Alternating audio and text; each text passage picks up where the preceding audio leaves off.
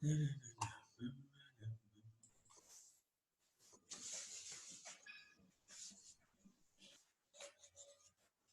bien. Good.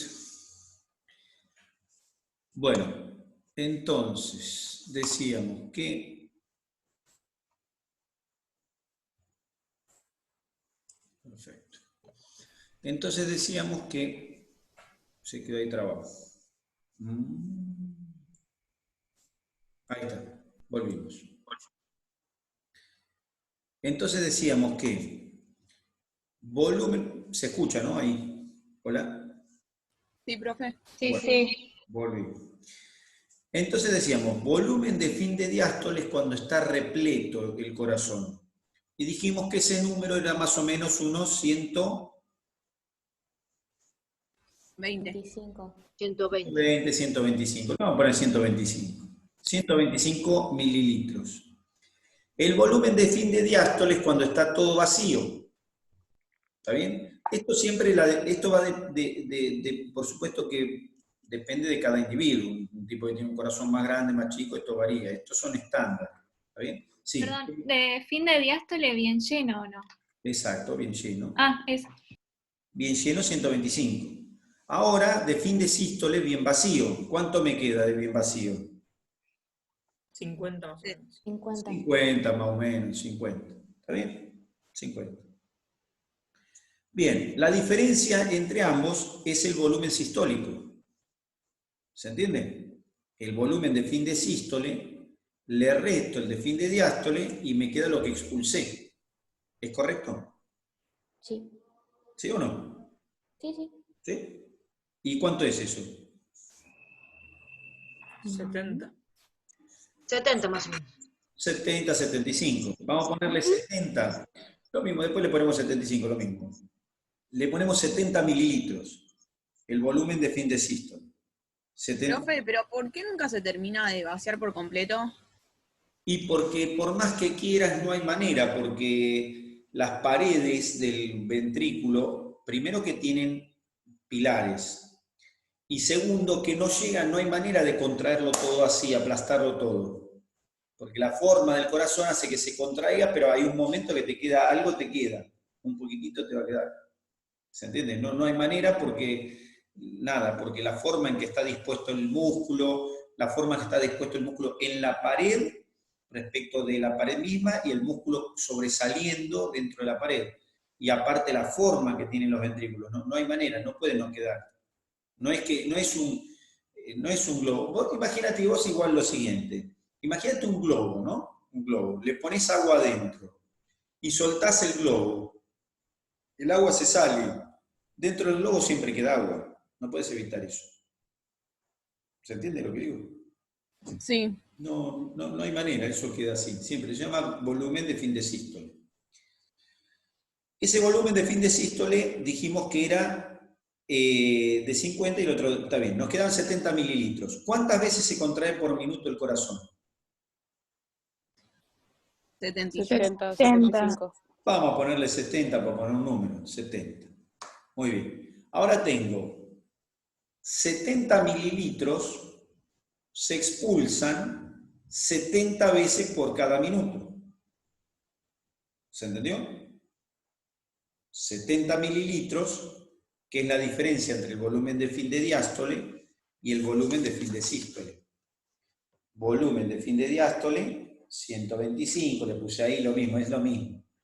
Vamos a ponerle 120, porque mientras hablaba yo iba anotando ahí, pero no importa. Vamos a ponerle 120, le ponemos 50. Esto es para que entiendan lo que les voy a decir ahora.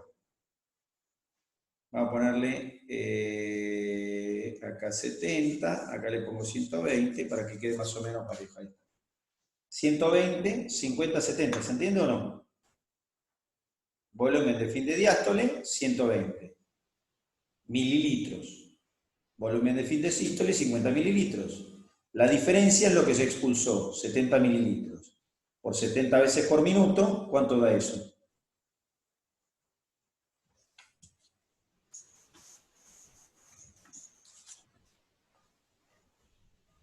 5 litros. 5 litros es lo que el corazón hace circular por minuto. Casualmente 5 litros es más o menos la sangre que tiene una persona de 70 kilos. Se dice que el corazón bombea por minuto un volumen total de sangre, un volumen total corporal de sangre. ¿Se entiende o no? Se perdió. Pero una persona que tiene más de 50 kilos, No, ¿tiene más sangre?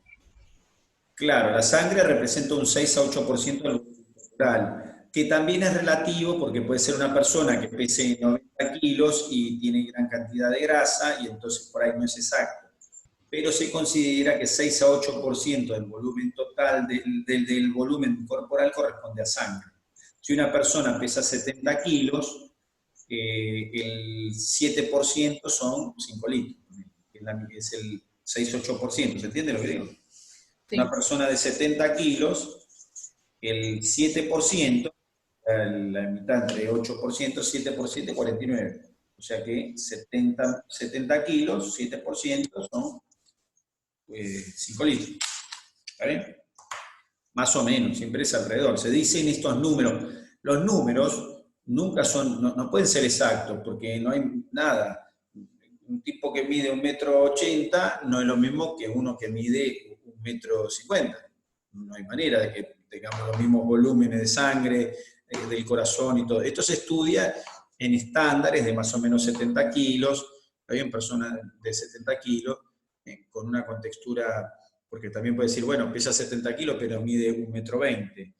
Bueno, está bien, no, está bien. Hablamos de una persona de 1,70 m más o menos, de 70 kilos. Pero son números para tener en cuenta. Después, obviamente, hay variaciones de acuerdo a distintas cosas, pero nosotros estudiamos desde el punto de vista de la fisiología estándar, digamos, de un modelo estandarizado.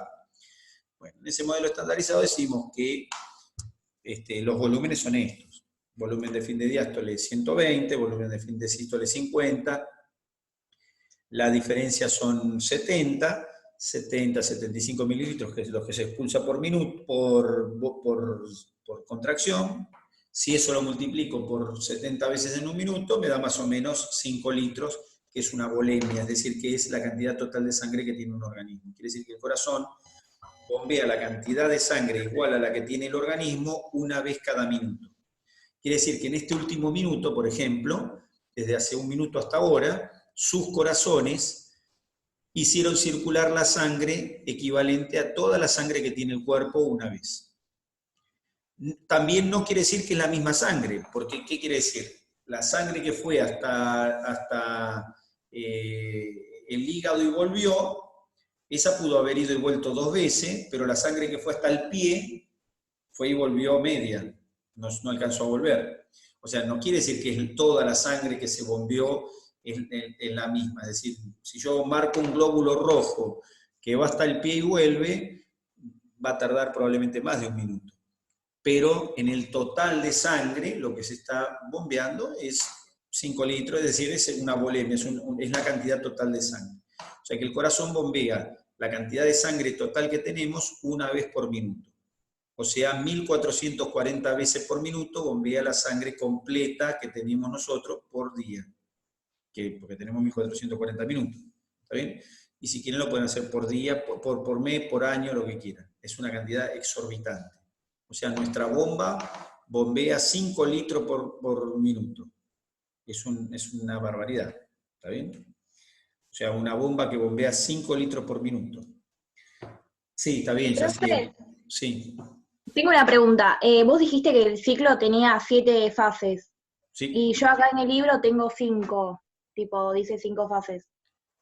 Bueno, le faltan 2. Pero está bien, no importa. Probablemente hay 5, no sé cuáles te marca ahí, probablemente algunas te sacó, pero no importa. Hay 2 que están como resumidas. Está bien. Por eso. No. En realidad lo que interesa de las fases del ciclo, es que se entiendan cosas. Por ejemplo, si yo digo, en la fase de contracción isométrica, por ejemplo, pregunto, ¿cuánta sangre expulsa el ventrículo en la fase de contracción isométrica?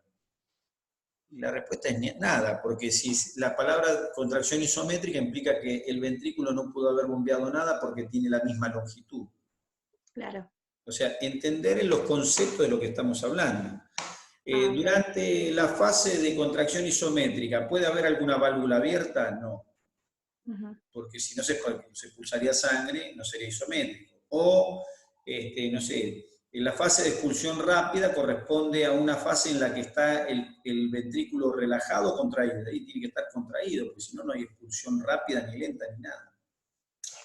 Es decir, los conceptos de lo que estábamos hablando. Más que ¿se entiende lo que digo? El concepto de lo que estamos hablando es eso, es entender el funcionamiento, entender cómo funciona la cosa, ¿de acuerdo? Bueno, gracias, profe. no hay por qué.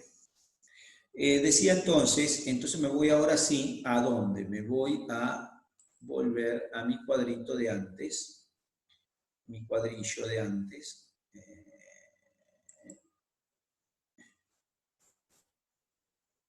Perfecto, mi cuadrillo de antes, ¿dónde está mi cuadrillo de antes? Acá.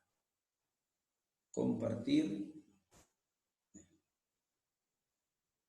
No quiere compartir este. A ver.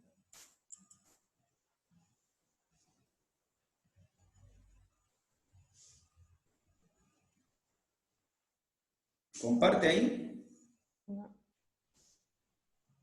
Está en negro. Otra vez sopa.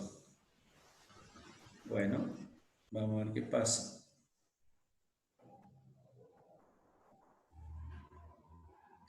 Está, dejé de compartir. Se ha detenido el compartir. Perfecto. A ver si compartimos ahora. ¡Sarán! Ahí estamos. Todavía no. Ahí sí. Bueno. Muy bien. Entonces me voy a mi gráfico acá, de vuelta. Ahí está. Bueno, entonces ahora, ¿qué veo? Veo la pantalla negra, por supuesto. Bueno, entonces decía, el volumen minuto, ¿está bien? Es igual al volumen sistólico, es decir, es lo que se expulsa en cada sístole, multiplicado por la frecuencia cardíaca, es decir, por las veces que se contrae por minuto un corazón. Volumen minuto. ¿Está bien?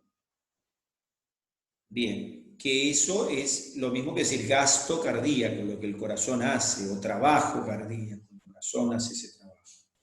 A su vez, el volumen sistólico es igual al volumen de fin de diástole, el que tengo cuando está lleno, menos el volumen de fin de sístole. Cuando le resto al volumen de fin de diástole, le resto al volumen de fin de sístole, obtengo el volumen que expulsé, o sea, el volumen sistólico. Perfecto. O sea que tengo volumen de fin de diástole menos volumen de fin de sístole, volumen sistólico. Si a eso lo multiplico por la frecuencia cardíaca, tengo el volumen minuto. Si quisiera multiplicar el volumen minuto por 1440, tendría el volumen diario. No lo hacemos porque no es lo que hacemos habitualmente, pero si ya está volumen minuto lo hacemos. ¿Está bien? Entonces tengo volúmenes del corazón. Ahora, en el corazón queda un volumen residual, un volumen que sería el volumen de fin de sístole, lo que quedó. Y eso podemos hacer la proporción que hay entre lo que quedó. Ahora vamos a ver, ahora les muestro. Acá, volumen sistólico, volumen de fin de diástole menos volumen de fin de sístole. Eso vimos recién. Y luego tengo lo que quedó, el volumen sistólico, primero hacemos el volumen sistólico, que es el volumen de fin de diástole menos el volumen de fin de sístole. ¿Se entiende? Volumen sistólico es lo mismo que decir volumen de fin de diástole, como dice acá, menos volumen de fin de sístole. Lo que había cuando estaba lleno, menos lo que hay cuando está vacío. Volumen de fin de diástole menos volumen de fin de sístole es volumen sistólico. Si a eso si a eso lo proporciono, es decir, hago una proporción con el volumen de lo que quedó, entonces, o sea que hago volumen de lo que expulsé, sería lo de arriba, una relación entre lo que expulsé y lo que tenía al principio, no lo que quedó, lo que tenía al principio. ¿Está bien? Volumen sistólico, lo que expulso, de lo que tenía. Esta relación se llama fracción de eyección. Es la relación que hay entre lo que tenía, ¿está bien? Entre lo que hay entre lo que tenía y lo que expulsé, o al revés. Representa qué parte sería, mejor dicho así, como lo digo ahora. La pregunta sería, ¿qué parte de todo lo que tenía expulsé? Bueno, lo puedo decir en mililitros. Bueno, ahora yo lo quiero en proporción. Yo quiero saber qué proporción de lo que tenía expulsé. ¿Qué fracción de lo que tenía eyecté? Tenía 100 y eyecté 50. Eyecté el 50%. ¿Está bien? Eyecté la mitad. Eyecté un medio.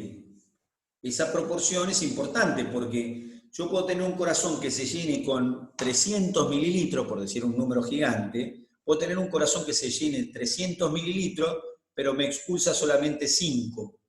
O sea, ¿qué hace esto? O puedo tener uno de 100 mililitros que expulsa 90. O sea que tengo un volumen de fin de diástole de 500, por ejemplo, por decir un número, un corazón no tiene 500, pero expulso 30 mililitros. Y en el otro caso tengo un volumen de fin de diástole de 100 y expulso 40. Entonces ahora yo pregunto,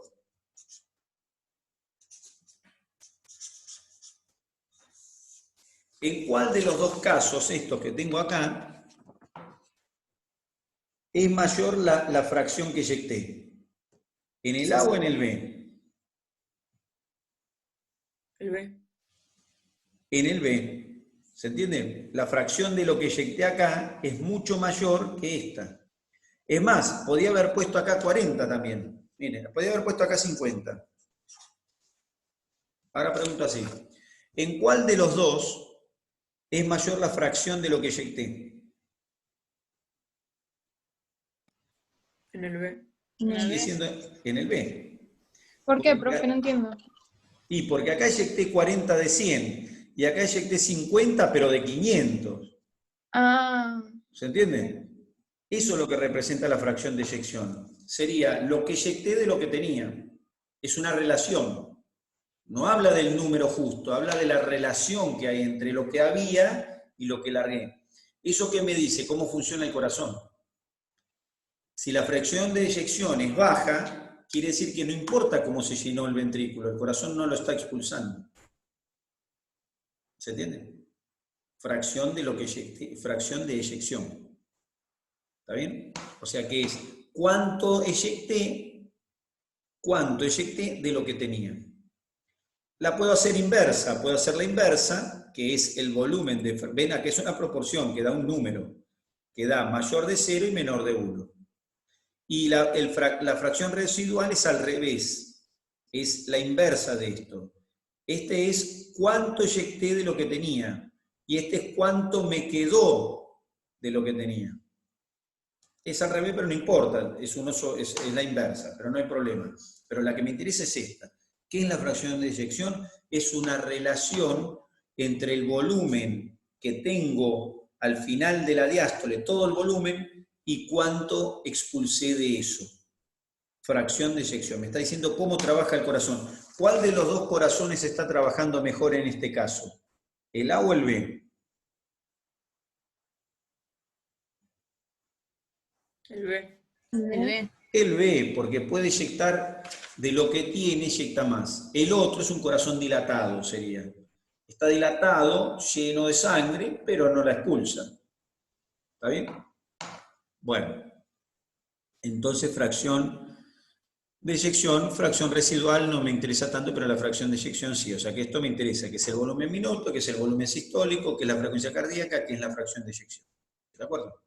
Datos básicos del trabajo del corazón. Cómo está trabajando el corazón. Bueno, y una vez visto esto, entonces digo, ¿cómo puedo, con qué se relaciona, o cómo puedo relacionar la función del corazón, o cómo es que, con qué cosas tiene relación la expulsión de la sangre?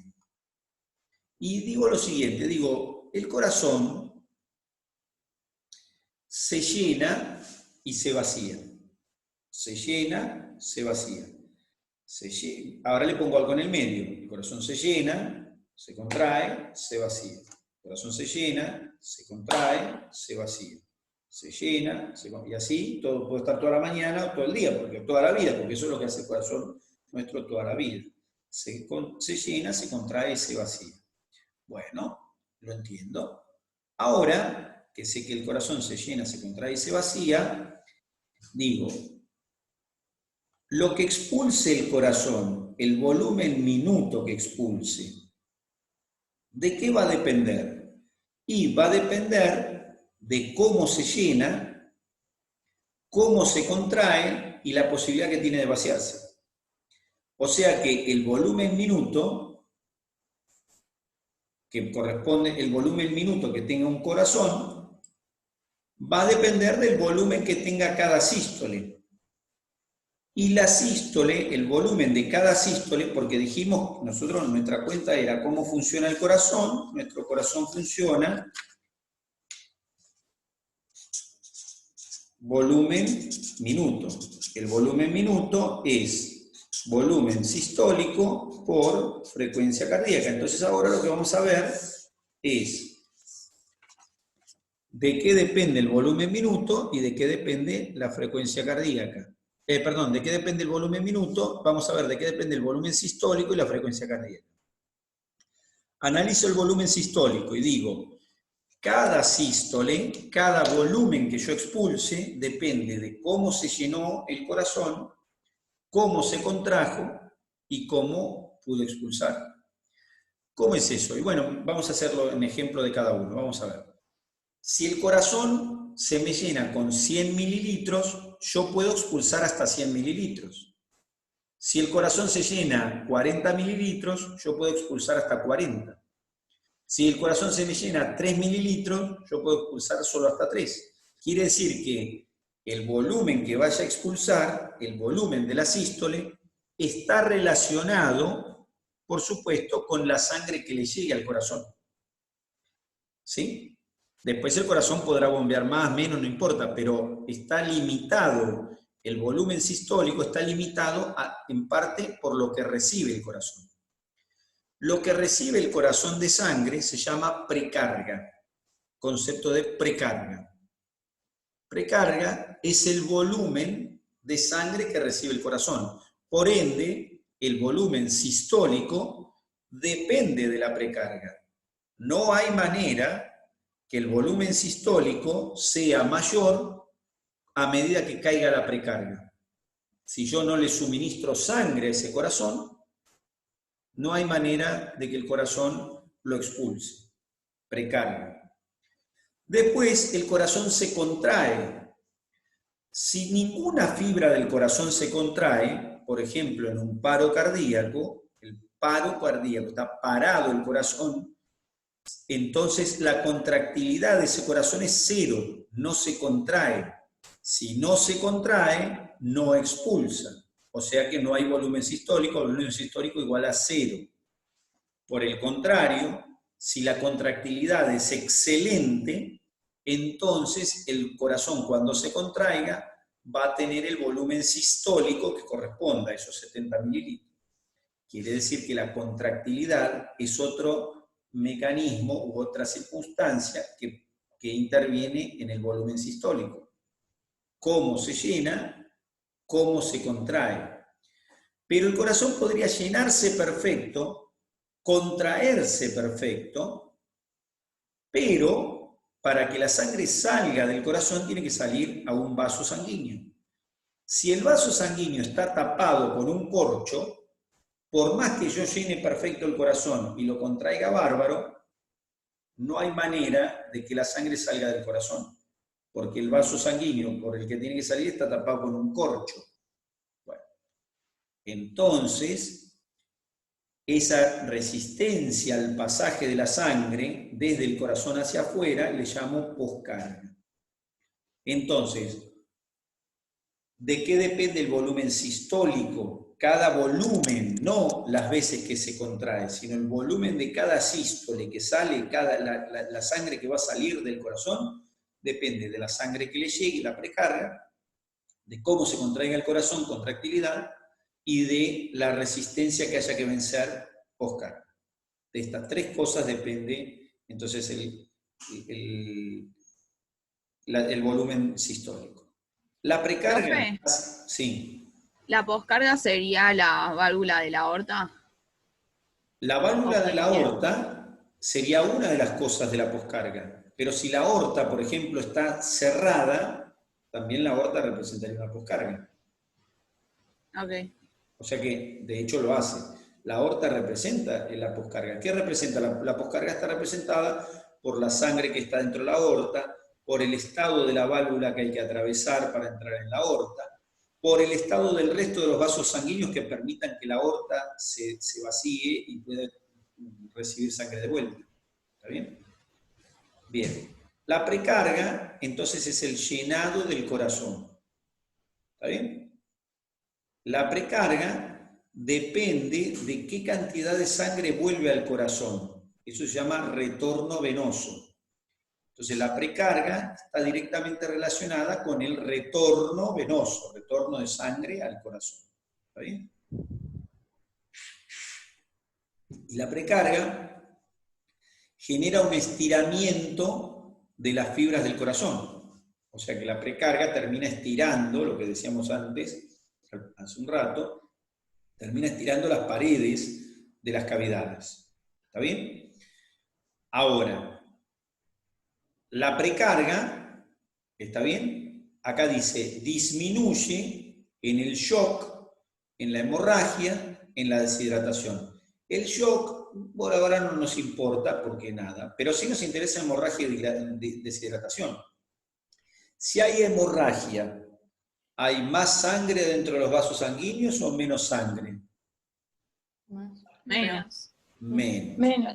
Si hay deshidratación, ¿hay más sangre y más líquido y sangre dentro de los vasos sanguíneos o menos? Menos. Menos. Quiere decir que si hay menos sangre en los vasos sanguíneos, ¿al corazón le va a llegar más sangre o menos sangre? Menos. Menos. Disminuyen la precarga, las hemorragias y las deshidrataciones. ¿Está bien? Por el contrario, el aumento de ingesta de líquido aumenta la precarga, por decir alguna cosa que aumenta la precarga. Ahora, la precarga está íntimamente relacionada con la contractilidad. ¿Por qué? Porque la precarga llena hasta un volumen, en este caso hablamos del ventrículo, lo llena hasta un volumen. Y acá tenemos un concepto que es ese del estiramiento de las fibras, que se llama ley de Starling o ley de Frank-Starling. ¿Qué dice esto? Dice lo siguiente, dice que, ¿qué decían este señor Starling y el señor Frank? Decían que cuanto mayor es la distensión o estiramiento de la fibra del miocardio, mayor va a ser la fuerza con que va a contraerse ese miocardio. O sea que un factor para que se contraiga el corazón es la cantidad de sangre que ingresó a ese corazón, es decir, el llenado de ese corazón. O sea que la precarga es un determinante de cómo se va a contraer el corazón. Es decir, que cuanto mayor sea el llenado a la fin de diástole, mayor va a ser la contractilidad que tenga ese miocardio. Entonces, precarga condiciona la cantidad de sangre que entra, pero a su vez condiciona la contractilidad que viene después. ¿Está bien? A su vez, cualquier caída del retorno venoso, es decir, cualquier caída de sangre que llega al corazón, disminuye la precarga. Y cualquier cosa que aumente el volumen de sangre que llega al corazón, aumenta la precarga. Luego el corazón se contrae y entonces viene la contractilidad, que hace referencia a la fuerza de contracción muscular del miocardio. Eso depende del estado del miocardio. ¿Qué quiere decir esto? Por ejemplo, un chiquito nace con un miocardio que no se contrae bien. Tiene una enfermedad del miocardio, tiene una miocardiopatía. Es decir, tiene una enfermedad del miocardio por la cual el corazón no se contrae bien. Ese chiquito, su corazón no se contrae bien y su volumen sistólico va a ser menor. Otro chiquito nace con un corazón que se contrae fabulosamente bien. Ese chiquito va a tener mayor contractilidad y mayor volumen sistólico. Hay enfermedades que pueden hacer que el corazón, por ejemplo, uno toma amiodarona, que es una medicación que se usa para arritmias. La amiodarona produce fibrosis del miocardio. Es decir, que el músculo cardíaco se va reemplazando por fibras de tejido conectivo. ¿Eso qué hace? Hace que el corazón no se pueda contraer de la misma manera. Se modifica la contractilidad. ¿Está bien? O sea que la contractilidad, al modificarla, si yo disminuyo la contractilidad, puedo expulsar menos sangre en un minuto. Puedo expulsar menos sangre en cada contracción. O sea que disminuyo el volumen sistólico y por ende el volumen minuto. Y si le aumento la contractilidad, pasa lo contrario. Entonces la fuerza de contracción del miocardio. Acá dice, puede ser influida por inotrópico. ¿Por qué inotrópico? Porque inotropismo es contractilidad. Nosotros ya habíamos visto, propiedad del corazón de contraerse se llama inotropismo. Entonces las sustancias que aumentan la contractilidad se les llama inotrópicos positivos. Acá hay ejemplos. El calcio, el sistema simpático, es decir, el sistema nervioso autónomo, la adrenalina, el glucagón, son entonces sustancias, son sustancias o circunstancias que aumentan esa fuerza de contracción. Y hay cosas que disminuyen la fuerza de contracción, como son la falta de oxígeno, anoxia, la cantidad, el ácido en el medio, la acidosis, el aumento de potasio, son cosas que disminuyen la fuerza de contracción. Lo que aumente la fuerza de contracción va a aumentar el volumen sistólico. Lo que disminuye la fuerza de contracción va a disminuir el volumen sistólico. Acá dice, la contractilidad disminuye en los infartos. ¿Por qué? Porque un infarto es muerte de tejido. Si se muere tejido, tengo menos tejido. Si tengo menos tejido, la contractilidad global es menor. En la cardioesclerosis, que es lo que contaba antes, ahí está una esclerosis, es decir, un endurecimiento del corazón. Conclusión, circunstancias que bajan la contractilidad. Si baja la contractilidad, baja el volumen sistólico. Si aumenta, aumenta el volumen sistólico. Por último, la precarga es la presión que los ventrículos tienen que vencer, lo que decíamos antes. Es la presión que hay que vencer para meterle la sangre adentro de los vasos sanguíneos. La poscarga aumenta cuando hay hipertensión.